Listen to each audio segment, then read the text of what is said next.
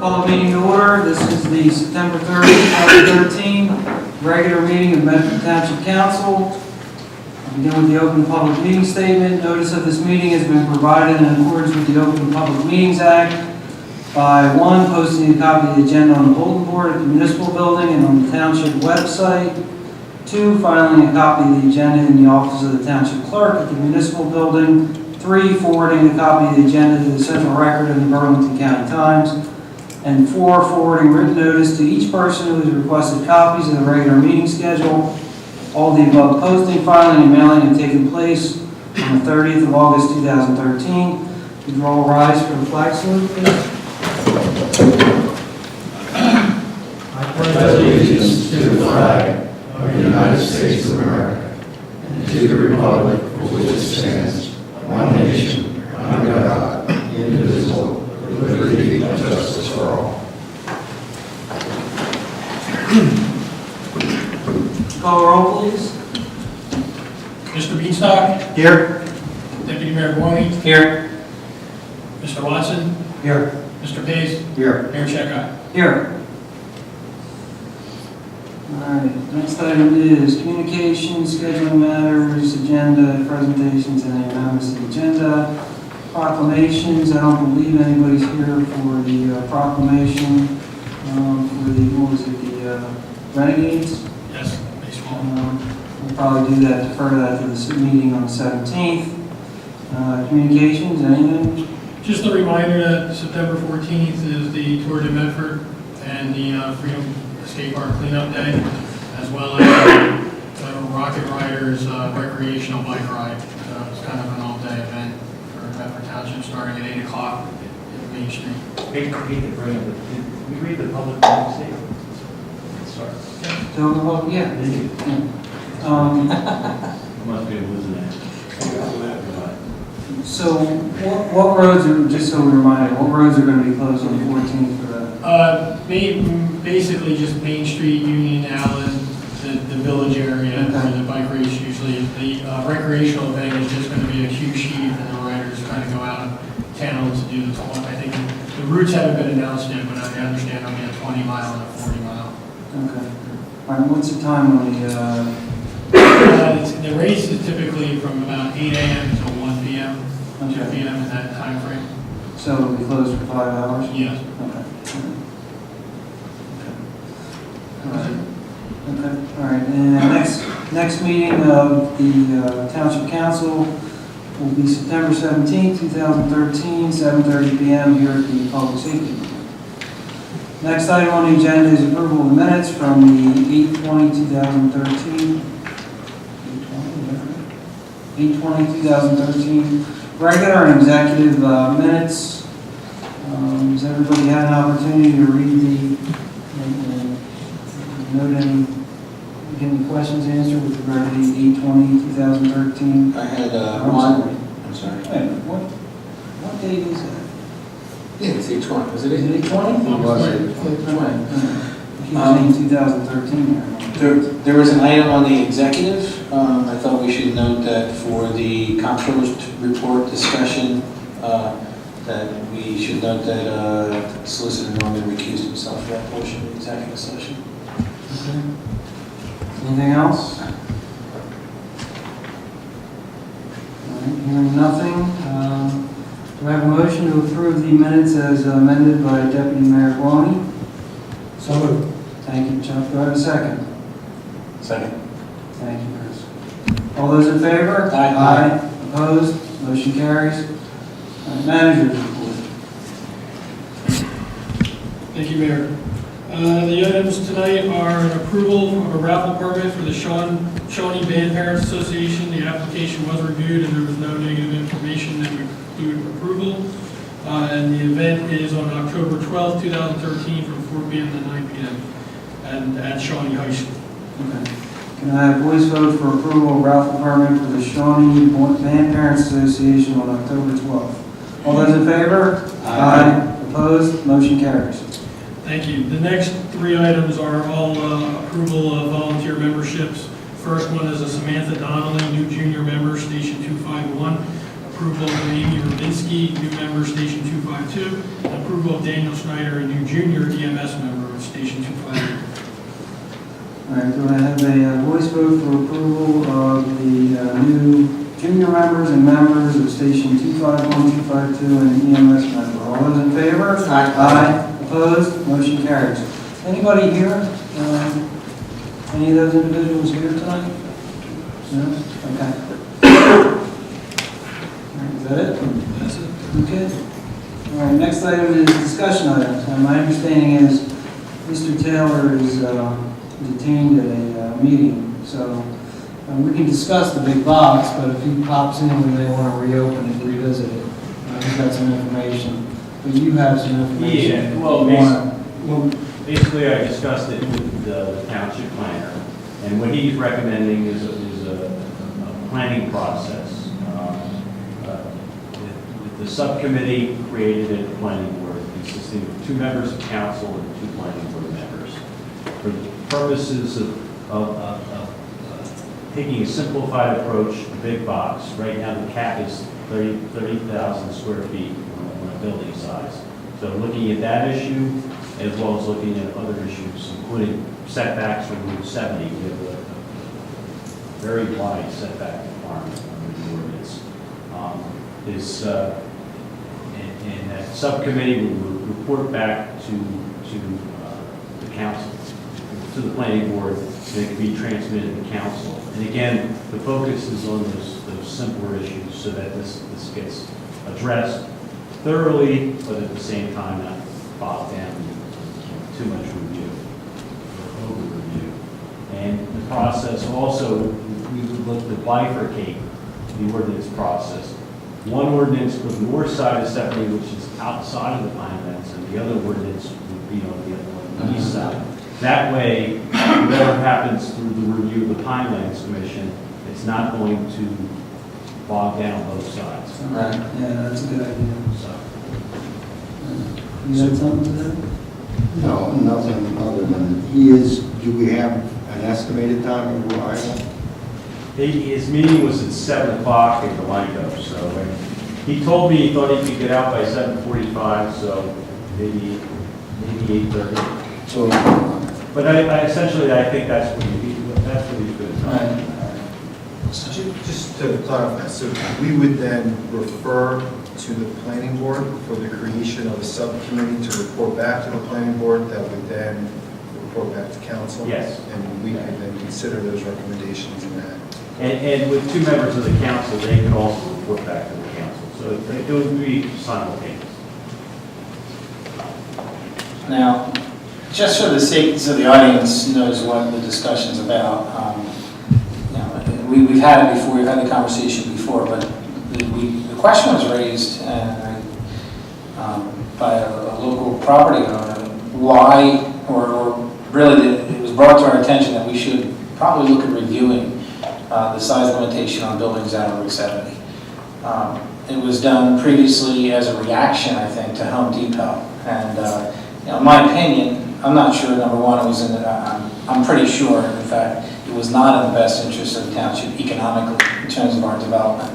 One of the reasons that we have such a high burden on taxpayers, on property owners, is because we have stunted our development of commercial rentables.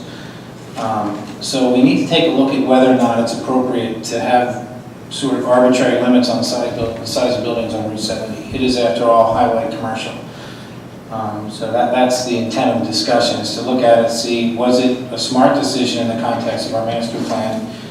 Is it an intelligent way to approach developing our infrastructure? And whether or not that should be revised. So I'm inclined to think it probably should, but I think it's a good idea to have a subcommittee look at the issue a little bit more closely and determine why they came up with the limits and how that fits. But I do think our lack of commercial development is definitely placing an undue burden on taxpayers here. And there was a number of assertions in 2004 when the zoning restriction on big box came into being, a number of assumptions that haven't come to fruition. Our expectation was Medford crossings would be developed, that essentially Medford would become a growth area, that growth would will branch out from Evesham, Mount Laurel, and head down 70. There really has been virtually no development activity over decades. Actually, I think it's safe to say, and instead of having overdevelopment, we've had stagnation, and that hasn't been good for anybody. So hopefully we can get that rectified. Anyone else? Well, I think it's important to note that,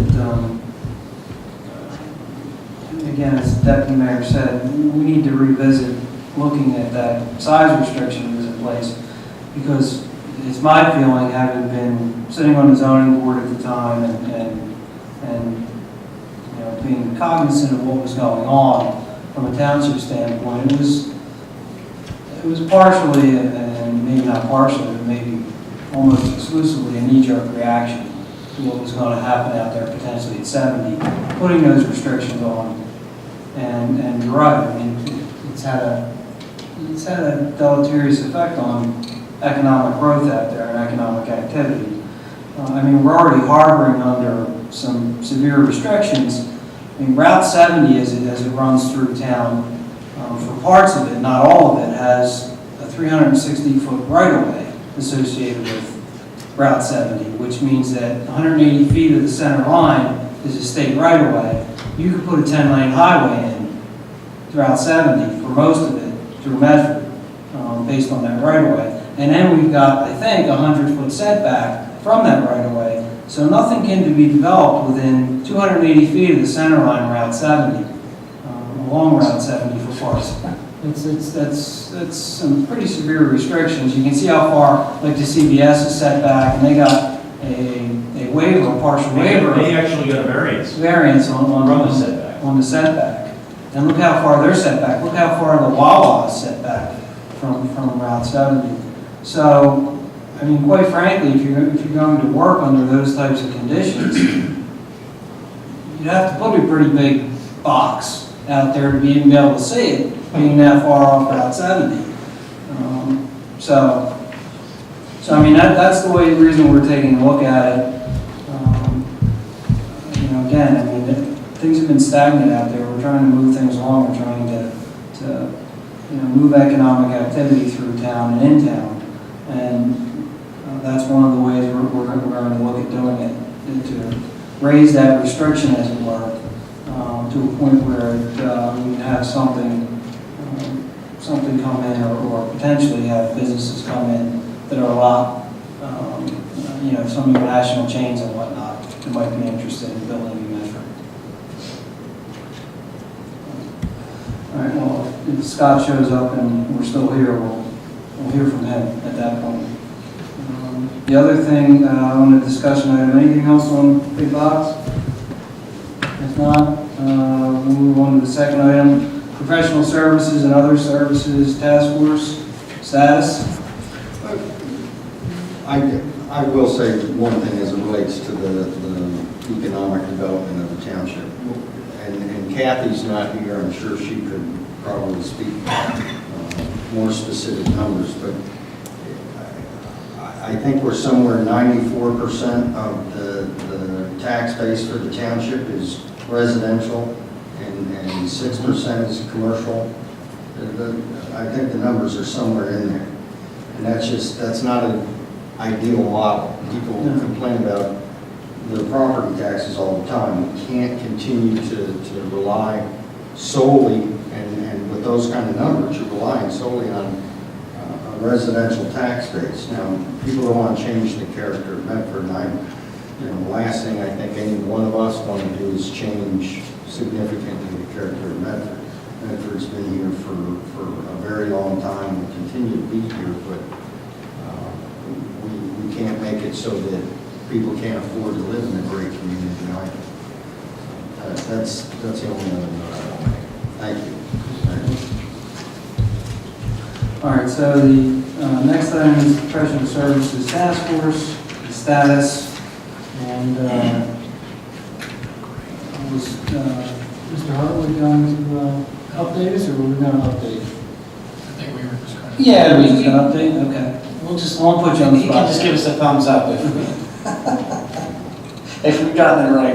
Well, we Deputy Mayor and I met with Mr. Hartley and went over the recommendations in the report that was issued last year. In terms of how we need to move forward in implementing those recommendations. And some of them have already been implemented, as it were. But there are ordinances that need to be changed and whatnot in order to follow through and follow up on the recommendations of that task force. And do you want to go into more specificity? Yeah, I have that one issue open. Let me just, let me pull open the whole list. So we have it. Actually, do you want to start? I'll go through the actual list. I'll give more detail. You can do the same thing. You know, basically my notes are the peace and good order recommendation. We would recommend proceeding with that.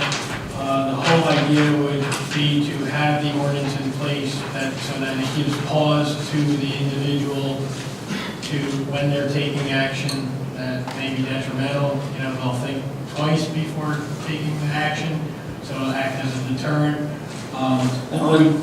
We'll stop there. Let me just clarify that. So the background on that is, as many of you are probably aware, I had some problems with how contracts had been awarded in the past. And when we had our task force review everything, we were able to take a close look from this side of the dais and find that our suspicions were not only confirmed, but we found some things that even surprised us.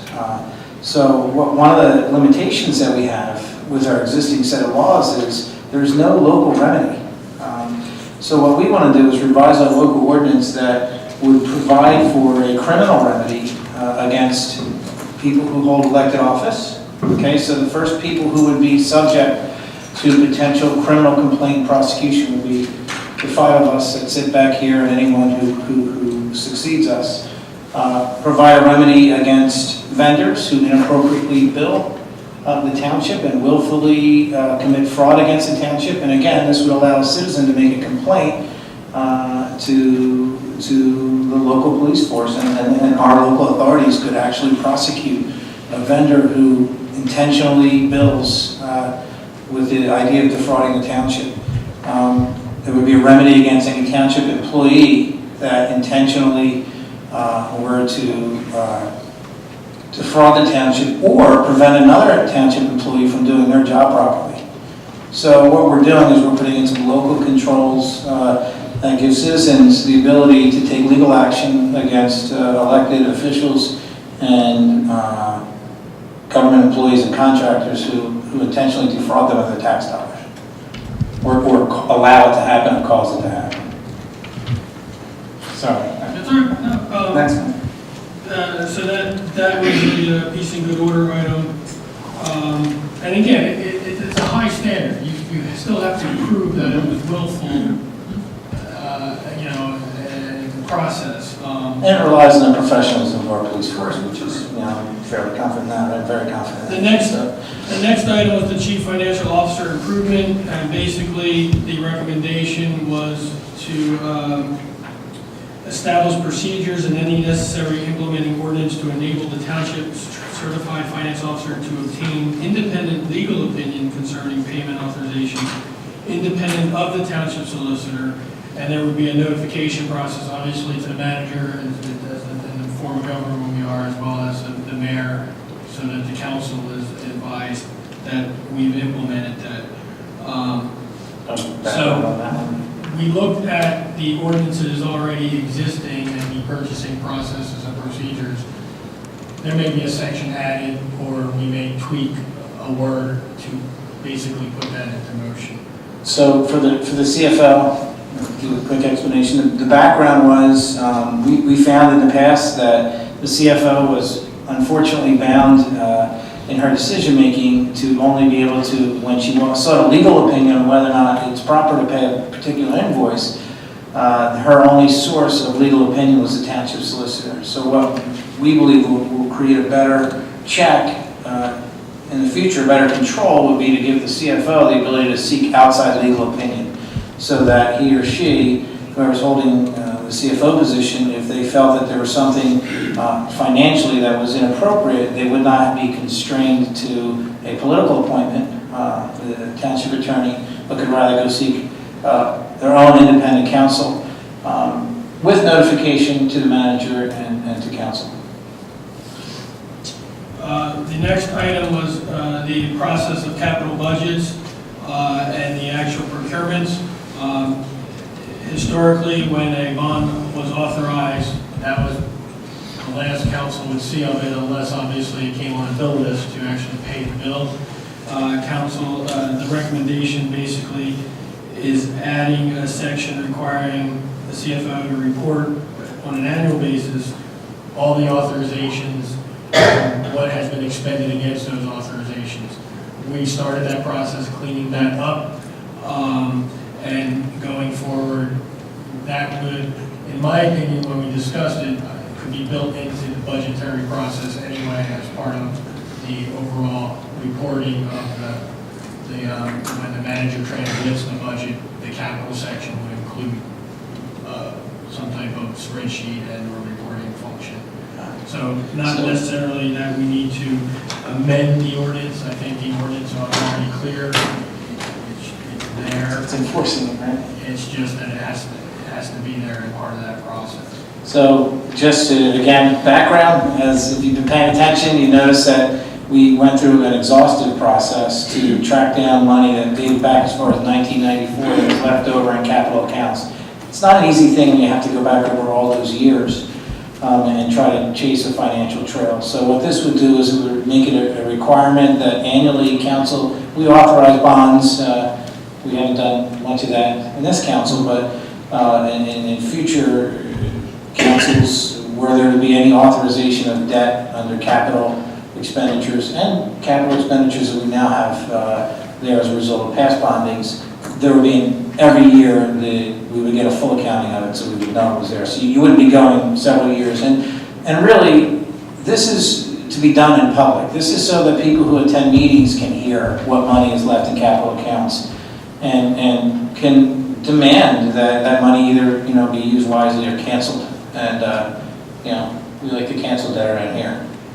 Sorry, I had to throw in a little personal. The next item was the township manager, by ordinance, conduct an annual examination of township purchasing. That process is the audit is tested on purchasing, but again, to make sure that it's followed. And so I believe that one, we agreed, was already there. We added language for the manual, right? Yeah.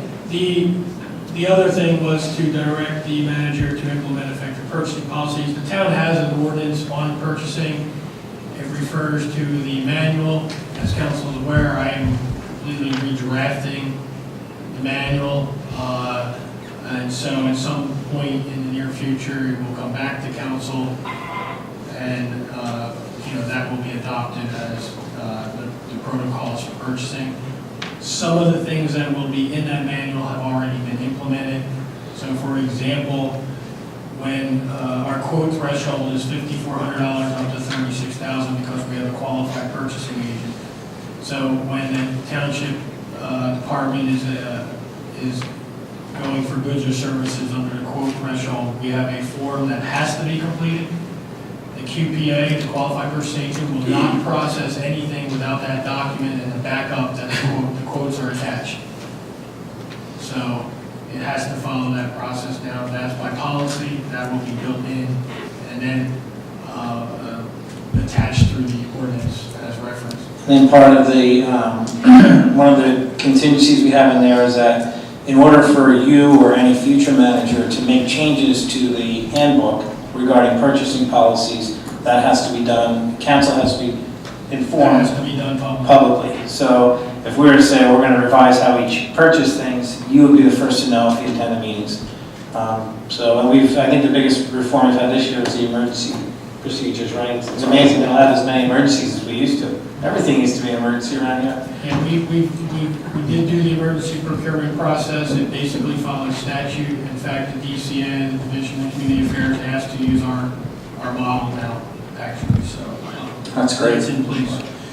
The last item, I think it's the last, the next item was the establishing a responsible township official for all contracts. I think the current language references something similar, and I think I recommended we're going to tweak the word to put in. So whatever the word is now, we're going to insert responsible official.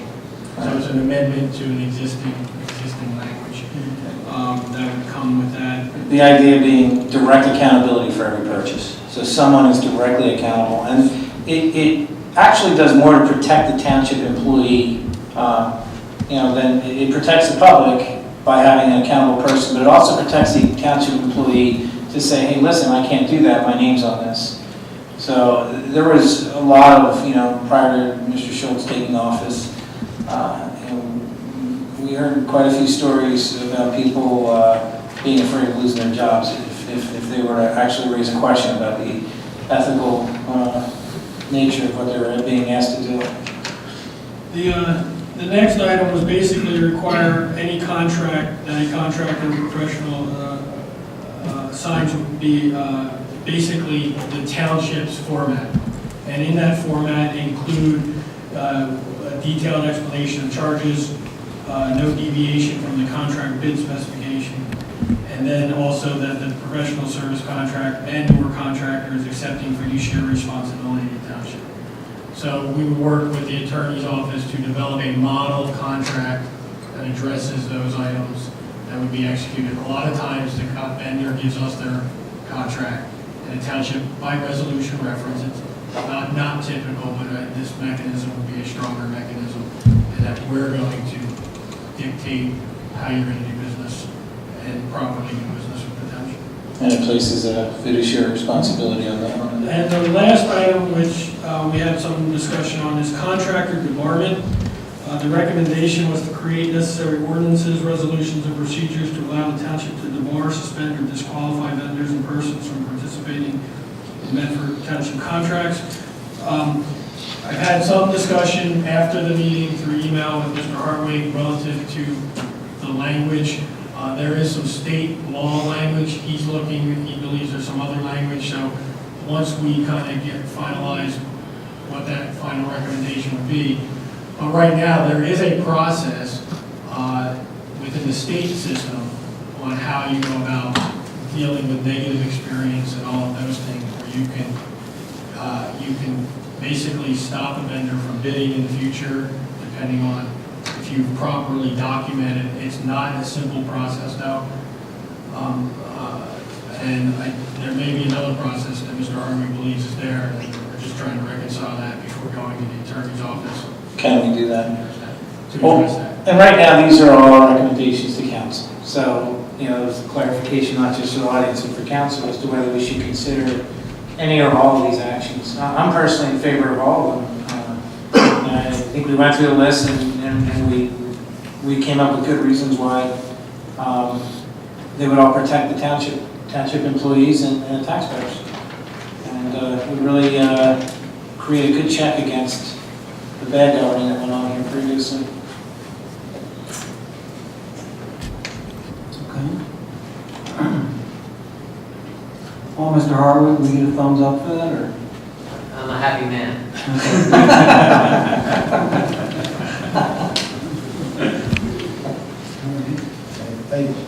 I don't have a problem with any of these recommendations. I think it's important that we need to put in place measures with teeth that can protect the township. I don't think there's anything wrong with any of these. I'd like to see them in ordinance form and have a chance to review the ordinance, because that's, the concept, these are all fine. But once the meat is on it, I'd like to take a look at it. Yeah, we have to properly vet everything, make sure it could be on. Concept, I don't have a problem with any of these. That would be, if council consents, then the next step would, for us to start making those amendments and/or additions to the ordinance, and bringing it back to you for consideration and potential action. That would just be by voice vote, or? I don't see any reason why we wouldn't. My style has always been, if the council has no reaction, I've typically accepted that. But in this situation, I'm going to ask for. I think they're great recommendations. I'd like to, devil's in the details. I'm looking forward to seeing the details of ordinances for everyone. All right, Randy? Without going through a long, drawn-out sea story, people get ingrained in the work that they do, and they do it well. Often, they're trained by professionals that did it well before them. If you don't refer to the manual, if you don't refer to the law, if you don't refer to the book, if you've never read it, if it's never been shown to you, you can tend to lose your way. I think a large part of Medford's issues were the result of people losing sight of what the requirements are, or what the laws actually say, or what the policy manual says, or whether there's even a policy manual in place. I was shocked to find that, we did things the way we did because that's the way it's always been done. In the military, that happens quite frequently. The difference is, like Jeff said, they've got teeth. If you do it wrong and it's in writing and you ought to be doing it another way, stand by, because here it comes. And essentially, we're just doing a check and balance. We're saying we're going to put teeth in the books that tell us how to run our municipality, how to govern, how to make decisions about contracts, et cetera, et cetera.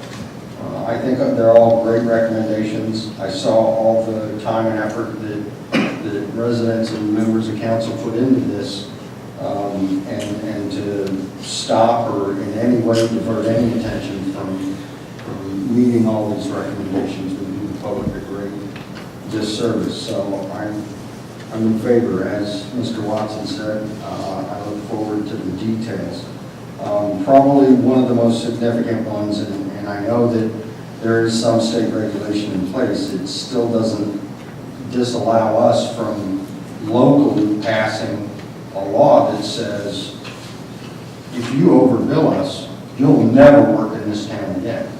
If you cheat the residents of Medford, you will never work in this town again. I think that's a law we can pass locally.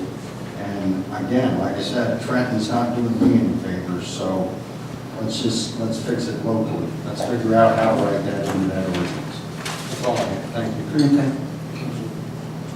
All right, so I think you have your charge. So we'll start working on that, and then back to council. Thank you, Mr. Mayor. Very good. And thanks again, Mr. Harvey. Yes, thank you. All right, so next item is public comments. Anybody having any business before the township, please step forward, state your name and address, and you have 5 minutes.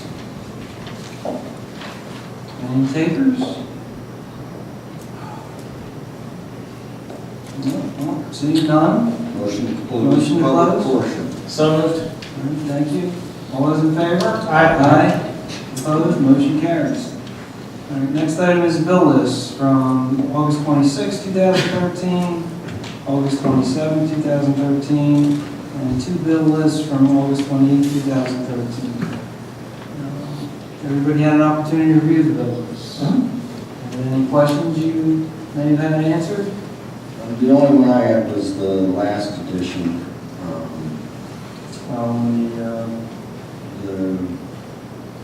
The school resource? The school Parking Was that what that was? lot. No, Or school parking resource. parking lot? I'm not sure what she's No, saying. hold on, the one for the school resources. Yeah, it was like 700, $800. Yeah, there was additional cost.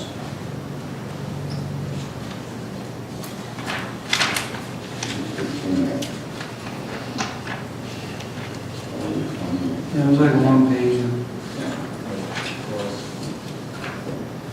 Yeah, it was 27. August 27? American Asphalt, Fairview Road paving? No, it was an additional timesheet. It's a time. The timesheet, yeah, It's yeah. additional time sheet, $793.75. Special officer, part-time, $827. Tony, want to see it? Yeah, right here. I'd have to check, because. You got it? Yeah, I got it. And I, That wasn't me. What's that? That was on the main bill, wasn't it? No. That may just be a payroll. Yeah, it's just It's a payroll. Well, I think it was, but it just said additional timesheet. It just didn't make the other bill. Yeah, it didn't mean that other one, so. I thought it was when you said school resource. So it wasn't one time, it wasn't just one No, it's just additional officer. time. It's our special. It says police special officer. It's our special officer. I'll double check, but I don't see any reason, I don't see any reason to hold it up. Well, again, based on the bill as I looked at it, it looked like it was a one-time charge, one-time pay, and I was, $793, an additional individual timesheet, how that amount to $793.75, and for the dates encumbered, it was one day. And is this the other bill list? Is that all? I'll have the chief reach out. Again, it's probably a simple matter, but I just wanted to explain because it was out of the norm, that's all. No problem. What? Just approve the other two, Are we approving it or no? No, You want to pull it, we'll pull it. well, If it's a payroll item, again, it's a payroll item, and I don't want to hold it up. Let's just make it. Subject to Mr. Pay's review. If there's Yeah, a that's red fine. flag- That's all If there's a fine. red flag, I'll pull it. That's all. I'd asked him about it if I saw him before I saw That's him. Okay. All right, so, other than that, anything else? All right, fine. Do I have, all those in favor of the bill list, approving the bill list dated 8/26, 8/27, 8/28, and the second bill list for 8/28, 2013A, subject to the one bill being reviewed by Councilman Pace. All those in favor of the bill list? Aye. Opposed? Motion carries. All right, there are no ordinances for second reading. We have an ordinance for first reading dealing with the parking space in front of the library. Do I have a motion for approval on first reading of ordinance 2013-12? I'll make a motion to approve ordinance 2013-12, an ordinance to amend and supplement the code of the Township of Medford, Chapter 140 thereof, entitled Vehicles and Traffic, to add a new section, Section 140-6.2, within Article 2, establishing loading zones, approval on first reading. All right, thank you, Mr. Second. All right, thank you, Mr. Roney. We'll set the date for public hearing as September 17th, 2013. Any comments from council? Mayor, just Yes, like go me ahead. to publicly Yes. use the parameters. Okay. The loading zone will be a no person during the hours of 8:30 a.m. to 10:30 a.m. shall park or stop a vehicle within a designated loading zone described below, Allen Avenue, north side, from 8:30 a.m. to 10:30 a.m., from a point 107 feet north of the northerly curb line of Allen Avenue to a point 80 feet therefrom. And basically, this is a no loading zone in front of the library to allow the county library vehicle to get in, unload the numbers of books they have to unload, and there's been a conflict with finding space there, and to make their job a little bit easier getting in and out. And appropriate signage will be. And once it's approved, it'll all be signed. All right. Very good. All right, do I have a roll call vote for approval of ordinance 2013-12 on first reading? Any roll calls? No need to call our names. Ask for a vote, it's okay. Oh, sorry, I'll do it, Mayor. Roll call, Mr. Beanstalk, Aye. Mr. Watson, Aye. Mr. Pace, Abstain. Deputy Mayor Moore, Aye. Mayor Checker. Aye. Passes 4-0-1, Mayor. Next item on the agenda is the consent agenda resolutions. We have this evening Resolution 148-2013 authorizing partial cancellation of 2012 and 2013 property tax for Block 4701.02, lot 43, and I believe that was in relation to a fire that occurred at the property Yes, last year. that's correct. Okay, made it uninhabitable for part of the year. Resolution 149-2013, place-to-place transfer, extension of premises for Shelford LLC, trading as Otts Medford. Resolution 150-2013, authorizing refund of homestead rebate applied to 2013. Resolution 151-2013, authorizing the tax collector to cancel 2012 and 2013 tax and sewer water balances, credits, and/or debits in amounts less than $10. That is an annual resolution that we pass. Resolution 152-2013, approval to submit a grant application and execute a grant agreement with the New Jersey Department of Transportation for the Skeet Road paving project. And when is that potentially supposed to, That's the 2015 round. 2015? Yeah, where the 14 round will finish Fairview, Okay. and then we're now into the 15 round, which we're going to fix some drainage issues on Skeet first, and then to Collector Road, it will be eligible for this grant we typically get, do the Skeet Road. And last but not least, Resolution 153-2013, appointing independent auditor. That resolution deals with appointing a legal auditor to come in and review legal bills that the township incurred going back to 2004. It is essentially a fixed fee contract. It is 1% of the bills reviewed. Presently, they've estimated the bills to be reviewed are $3.6 million, so the fee is $36,000 to review 8 years' worth of bills. With that being said, do I have a motion to approve the consent agenda resolutions as stated? So moved. Thank you, Mr. Pace. Second. Thank you, Mr. Watson. All those in favor? Aye. Opposed? Motion carries. All right, next item on the agenda is executive session. Resolution ES-0903-2013, matters relating to the employment relationship, planning board appointment. As you may or may not know, we had a resignation from the planning board.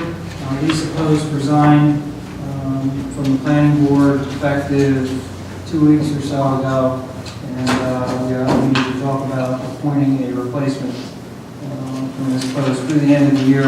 Her term was up at the end of the year. In any event, we need to appoint a replacement for the last 4 meetings or so here. So do I have a motion to approve Resolution ES-0903-2013? So moved. All right, thank you, Mr. Pace. Thank you, Mr. Beanstalk. All those in favor? Aye. Opposed? Motion carries. We should be probably 5-10 minutes at most. Action may be taken.